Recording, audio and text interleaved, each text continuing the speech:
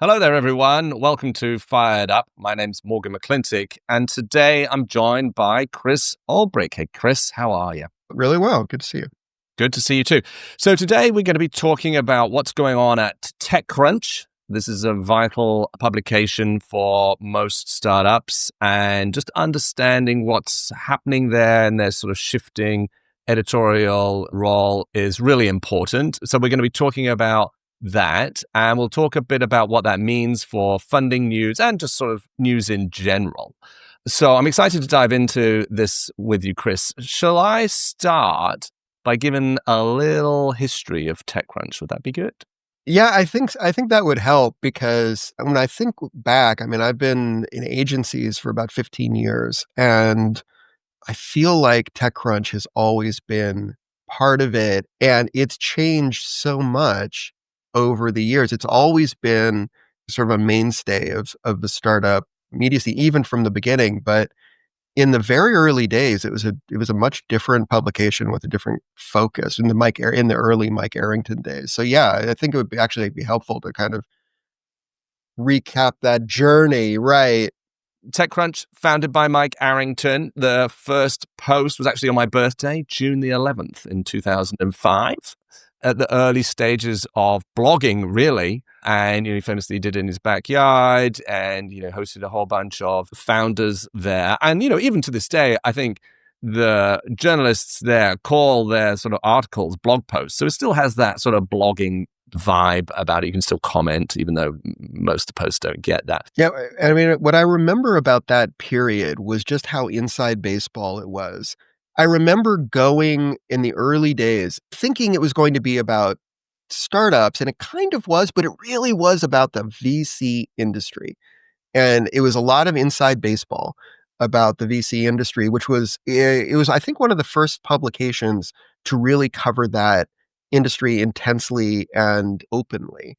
But it also felt like a relatively closed, it felt like a very niche publication that was already straining to become something bigger and with broader appeal. And that's probably where you're headed. And the comments were active, and it was inside baseball. But also, you may remember Mike Arrington had his own sort of blog behind it, Crunch Notes, which he would then describe his own. So you could really go down the rabbit hole on what he was thinking and the various sort of, let's face it, arguments and various feuds that he also would have. It was a great way to cover the scene at that time. And obviously you'd see Mike Arrington at all the events, and it would feel quite sort of intimate and influential. And of course, then it grew and it grew, and spin forward to 2010, AOL in September 2010 bought TechCrunch, and rumored to be about $25-30 million at the time.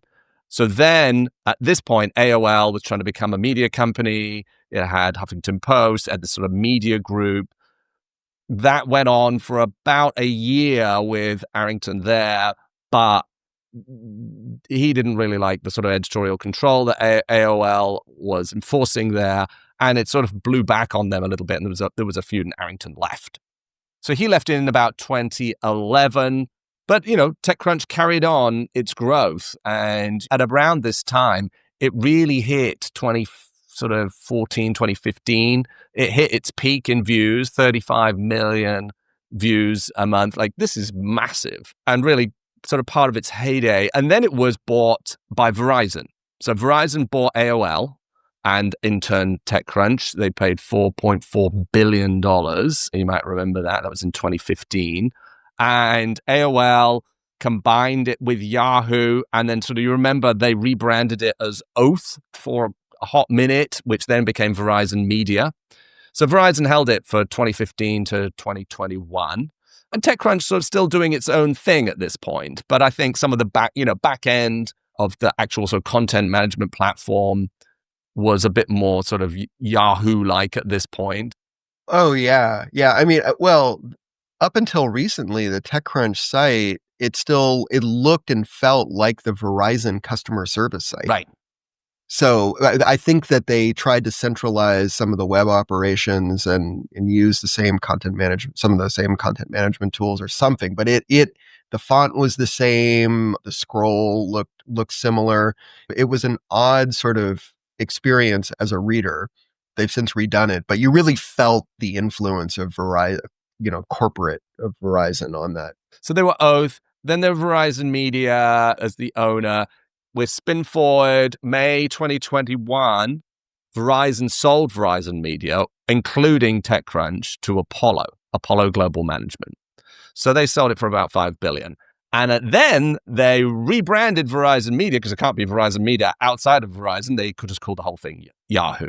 Oath has gone, Verizon Media has gone, we're back to Yahoo, okay? With me so far. So we're in 2021. TechCrunch is still sort of doing its own thing. It's not sort of TechCrunch by Verizon or anything. It's still sort of fairly independent at this point. And then just this March, Yahoo sold TechCrunch to another private equity company called Regent. And Regent is an LA-based PE firm. And they bought some other properties. I think they bought Gawker and Sunset Magazine and Sightline. And they've got some other tech publications in there too. So this is where we're at the moment. March 2025, the Regent has just purchased the business and they're making some changes. And you see in the run-up to this acquisition in January, TechCrunch had some layoffs. I think they said that it was about 10% of their, or 10 people, and that included some of their editorial team.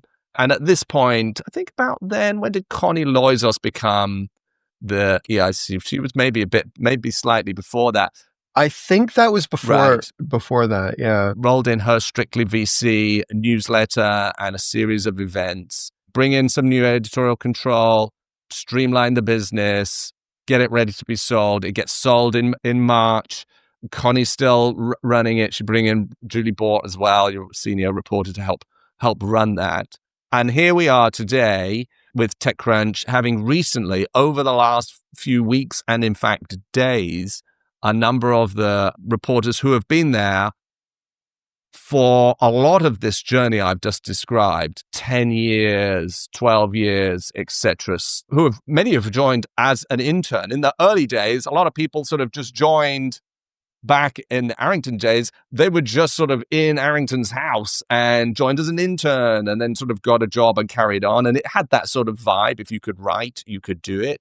So a lot of people who have been there for a lot of this journey through multiple owners are now leaving. So the point of this arc is to sort of talk a bit about the impact there. But I should mention that TechCrunch, as well as what we think of as the sort of editorial site, has an events business. So Connie Lloyd has brought in her Strictly VC intimate events. So they've sort of carried on those under the Strictly VC brand. But they also have TechCrunch Disrupt, and they've had that for a long time. And that was, has been their sort of tentpole event. And a number of hot companies have launched at that. I mean, in 2008, Dropbox launched at it. And Yammer, which was then bought by Microsoft, but was an early sort of Slack competitor, if you remember. Mint, the sort of fintech thing that was bought by Intuit. Trello, it's bought by Atlassian, was launched in 2011 at Disrupt. Cloudflare, now a public company, so was also launched there in 2010. So TechCrunch Disrupt and its various sort of Battlefield and various other sort of startup events that they have is a key part of this whole business. And in fact, when we spoke to Sam Whitmore, he said it's an events business with a publishing business attached, which might be the sort of opposite way that most of us think about TechCrunch. Right. Sam Whitmore being the veteran PR industry watcher and commentator. Yes, literally like a media scientist is how I sort of describe him, somebody who literally sort of forensically studies the sort of the media, and TechCrunch included. So that sort of brings us up to today then, Chris. And this is an important publication. It's down from its heyday in terms of views. From 35 million was a lot. I think it's down at about 2.2 million at the moment in May per month, which is down. But, it's had a storied history. It's obviously going through some transition. Why don't we just talk a bit about some of the reporters who have been there for a long time and have recently transitioned out, and what the impact of that might mean? From, the standpoint, if you're a startup thinking about coverage in TechCrunch, even beyond individual reporters, the thing to know is that, TechCrunch over the years, you laid out the sort of the art of the ownership of TechCrunch. But over that time, TechCrunch has expanded and shrunk and expanded and shrunk. The thing to know right now is that it may be as lean a team as I've seen there in 10 years, at least. At their peak, they had a reporter and sometimes multiple reporters on just about any beat you can think of. TechCrunch at the moment is an increasingly day by day, as you say. We just heard about another person in Europe who's gone, but you can't take for granted that they're going to have someone who is geared up to cover whatever it is you're pitching. Their entire enterprise team is pretty much gone now, meaning they're like B2B SaaS coverage, with the exception of AI. They still, Kyle Wiggers, their veteran AI reporter, came over from VentureBeat. He is still there, and he seems to be splitting his time between coverage of AI and general tech news. That's actually going to be a feature I'll touch on a little later, is that shift in coverage for the site overall. But up until recently, had the option of pitching a couple of their of TechCrunch's senior reporters like Ingrid London and Paul Sars in the UK, who mainly focused on UK EU startups, but would occasionally dip in to, maybe a little more than occasionally, they would cover US startup news. So it wasn't most of their coverage, but as a backup, you had that option.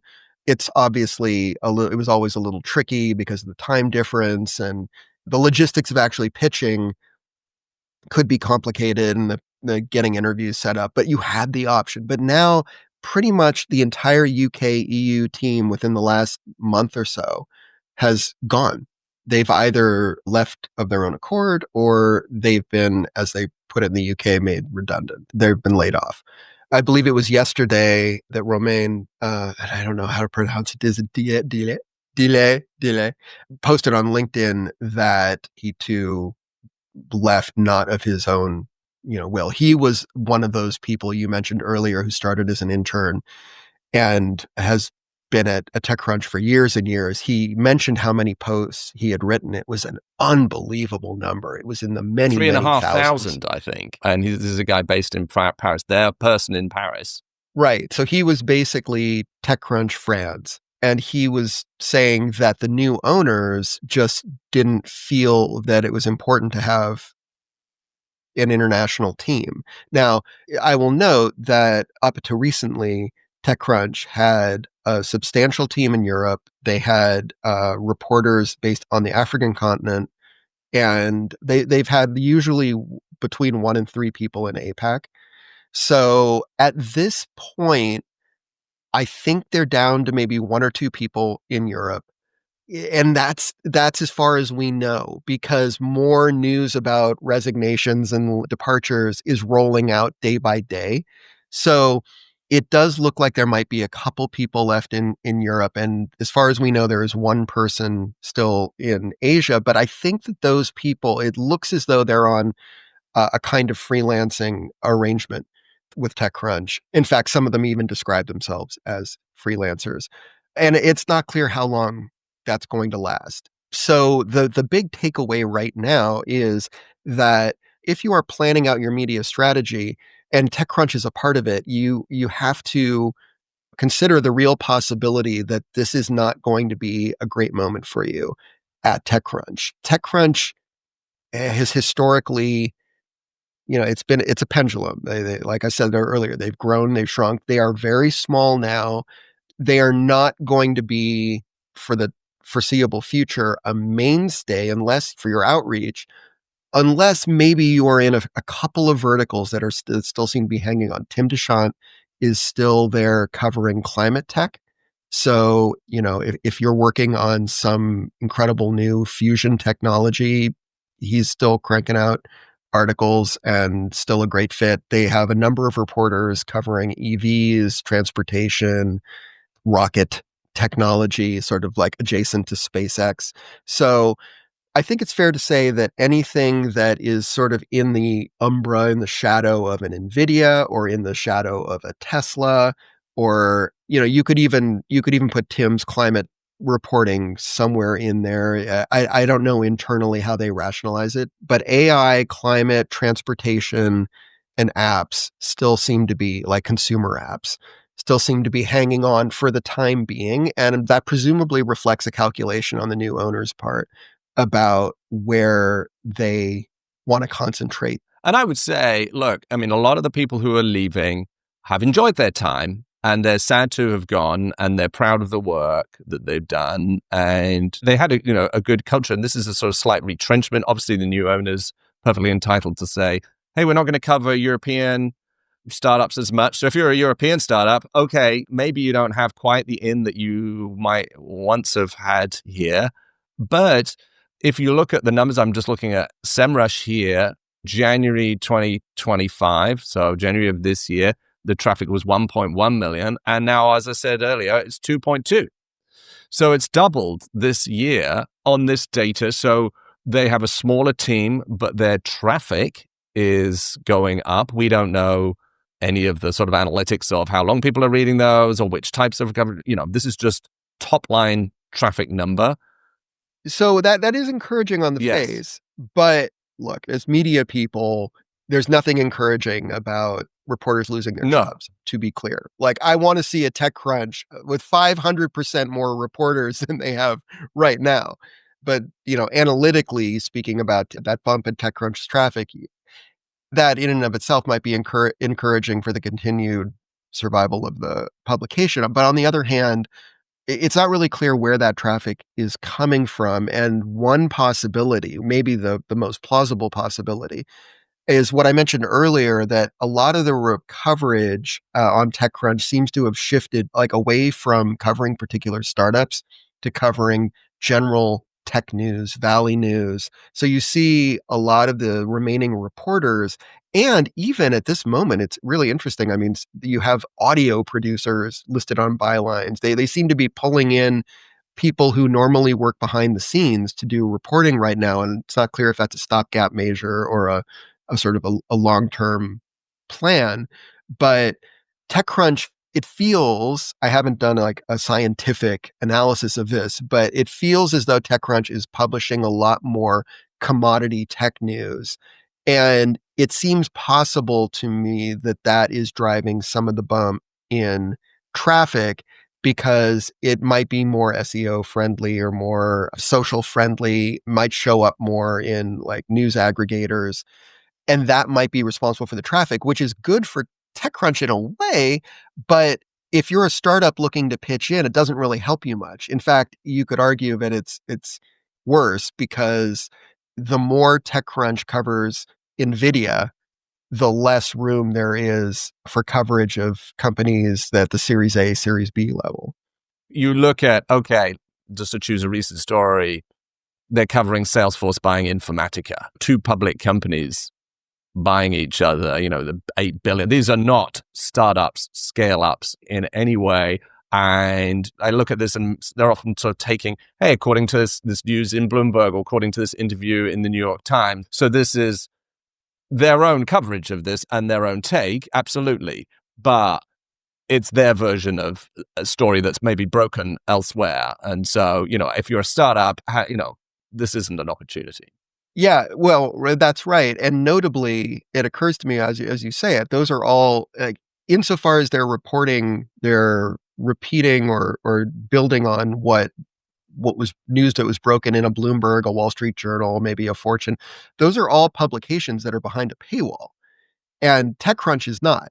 So that might be part of the strategy, that they're making available news, that a sort of a summary of news that is otherwise behind a paywall, and that could work for them. But as you say, that doesn't help you much as a startup looking to pitch in. No. But let's be clear. As a business, they have a great events business and a publication attached. The business can be still selling tickets to Battlefield, to Disrupt very effectively. And so it still has a lot of credibility. And, 2.2 million impressions is still a lot, right? I mean, if I think about VentureBeat, 202,000. compared to 2.2 million. If I think about SiliconANGLE, 41,000. So the other sort of, other B2B options there are smaller. And yet then, you look at the other way, I might think about The Verge, 3.1 million. So The Verge, half as much again as TechCrunch. Business Insider, 36 million. Okay, that's a very broad publication. But, Business Insider today, overall as a property, is driving in 36 million impressions per month, which was TechCrunch at its heyday. This doesn't say what audience are going to read your article, etc., but this just puts them into a little bit of context, which I think is useful to be thinking. So let's talk about, Chris, funding news. TechCrunch is clearly in transition. The new owners have come in. They've only just come in, and they're obviously making some changes internationally. They haven't had a chance to make their investments of what their playbook is going to be. The editorial team is changing a little bit, which is closing the door for companies internationally, or, if you're not outside of AI, you're B2B and you're outside of AI, who's your person? Because they've gone, the Ron Millers, the Frederick Lardenois, etc. What does this mean if I've just closed my B round of funding and I'm not an AI company and I want to try and target TechCrunch? A year ago, even maybe 6 months ago, your first thought would have been, let's explore the options at TechCrunch. You mentioned VentureBeat, which used to be a pretty vigorous competitor to TechCrunch. I don't know that it ever had really nearly the traffic, but it had a pretty healthy stable of writers, and they covered a lot of beats back in the day. But now they've really retrenched around AI. And I've talked to reporters there who said that they've been basically instructed to cover less funding news. Funding news is that they discovered was not working for their audience, which is funny for a publication called VentureBeat. Right. But you can imagine that. Like, I'm a small company. This story about my B round matters to me and to my investors and to my competitors. But, I'm not Salesforce buying Informatica, so I'm going to drive less traffic. It's going to be more, so I get that. Well, yeah, right. And I think that the business model for early stage startup news coverage has been, I think, as you say, TechCrunch's secret weapon, and VentureBeat had a pretty thriving event business for a while. Both publications are still associated with, a lot of events, and that is probably driving a lot of their revenue. This is a moment where media is having trouble finding a workable business model, especially outside of subscription. And we can talk about that, the subscription-based mode. But there is really a move back towards subscription, and the publications that aren't subscription-oriented are really downsizing. The reason I brought up VentureBeat was that, in the past, if TechCrunch was at a low ebb, you might say, okay, well, let's take a look at VentureBeat. But chances are VentureBeat isn't going to be a great option for you either. Probably at this moment, unless you're in one of those verticals that TechCrunch is still covering on a day-to-day basis. And especially if you're in AI, you have options because everyone's covering AI. Whereas before you might have thought first about TechCrunch, you might want to think now first about the Business Insider. It's always been a sort of an odd one because coverage for early stage startups at Business Insider is usually tied to your providing them with your funding deck. And they will publish the slides of the deck that you can change them however you want. You can edit them however you want, so you don't have to reveal anything that, secret. But the idea is that they've created a data bank of decks that worked for the reference of other startup founders and executives. So the deal you make is that you provide that deck, and assuming they find the story interesting enough on its face, they will write up the round, usually often doing a pretty substantial profile of you as the founder and the company, and then they provide the deck as well. Now, in the past, we had to tell clients, this is an option for you. Business Insider is actually a much better fit than a lot of founders might think.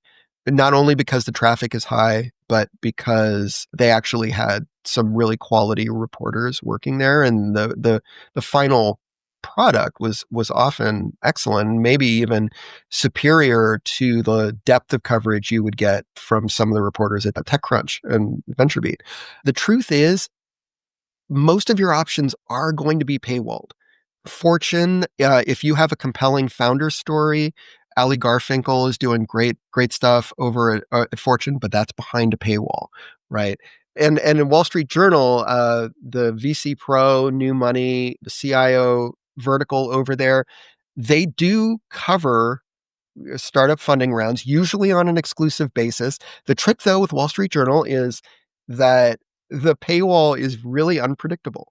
Some of those stories are not only behind the Wall Street Journal paywall, but they're behind a special VC Pro paywall, which is an expensive add-on, kind of like Bloomberg Terminal, where it's designed for corporate customers in highly paid verticals like healthcare or VC or IT, where people really they're willing to spend a fair bit of money to stay on top of the news.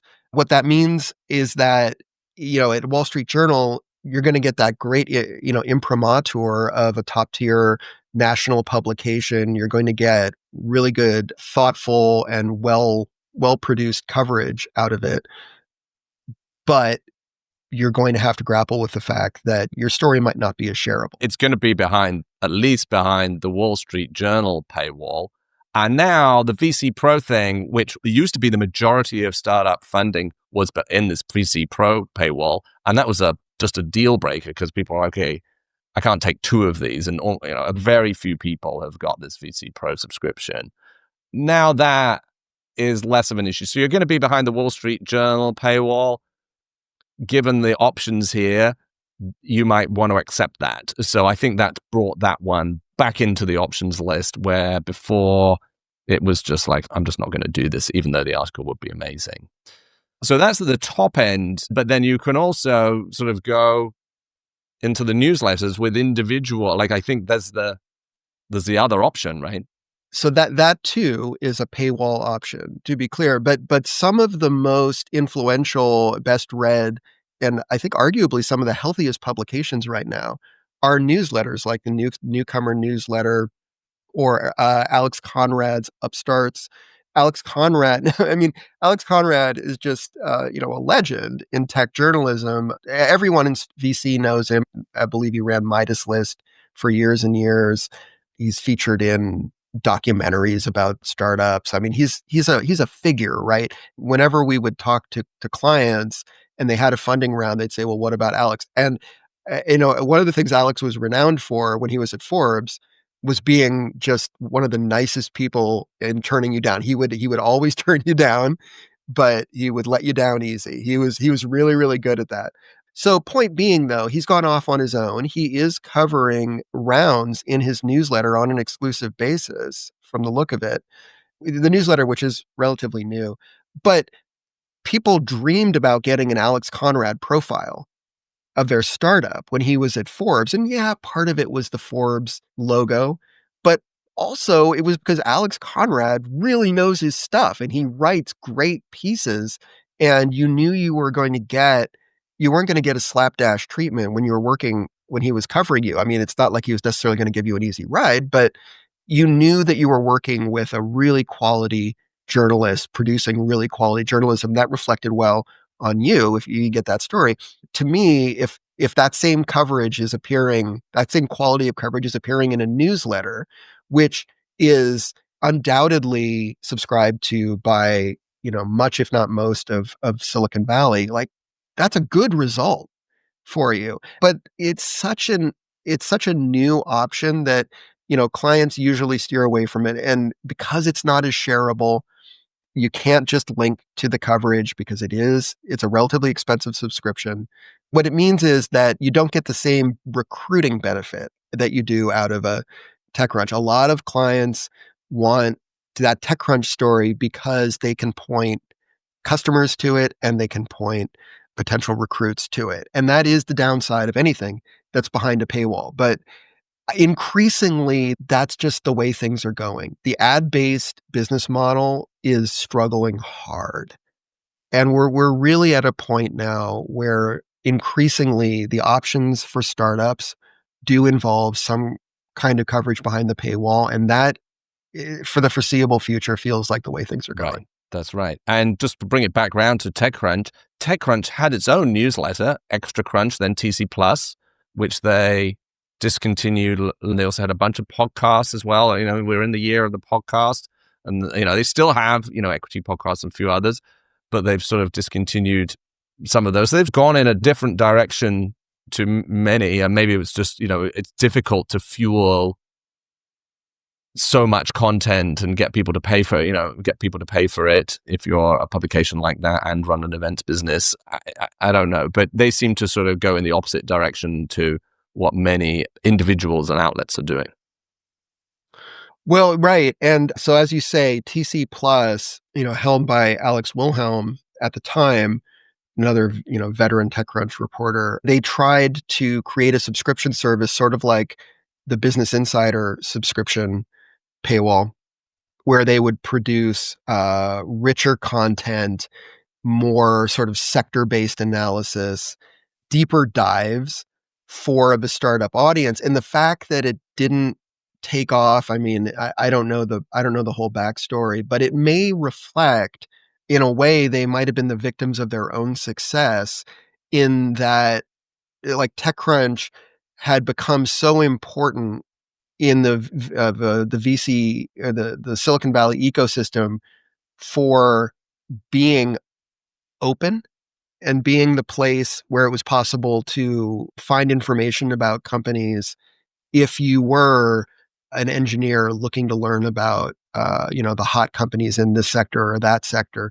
It may have been that they were so valuable for being free that it was hard for them to build a constituency for the paid offering. I don't know exactly, because at the same time, you look at a publication like The Information, which has hired a lot of TechCrunch reporters, just looking at them as a subscriber, they seem to be thriving.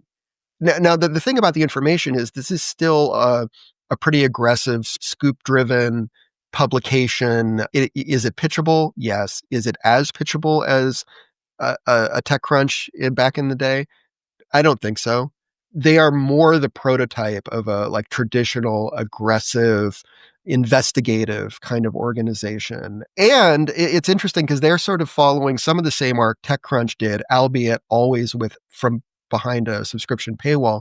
But when The Information kicked off, they too kind of had this extremely niche feel where it was really focused on the VC industry and a couple of startups like Snapchat. And if you weren't in it, a lot of the content felt kind of remote and hard to get to terms with if you didn't know the people. But now it really feels like it might be the most, probably is actually at this point, the closest thing that Silicon Valley has to a variety, where it feels like the trade publication of Silicon Valley now, with a mix of breaking news and analysis and gossip. And so when you pop over into The Information, which, to be clear, it's sort of like subscribing to the Wall Street Journal used to be. It was like, when I was growing up, the idea that you were spending hundreds of dollars a year, even back then, spent hundreds of dollars a year to get the Wall Street Journal. That was something you did if you were serious about business. The Information is still an investment on that level. Like, it's not a cheap read, but interestingly, behind that expensive paywall, there's a ton of stuff going on.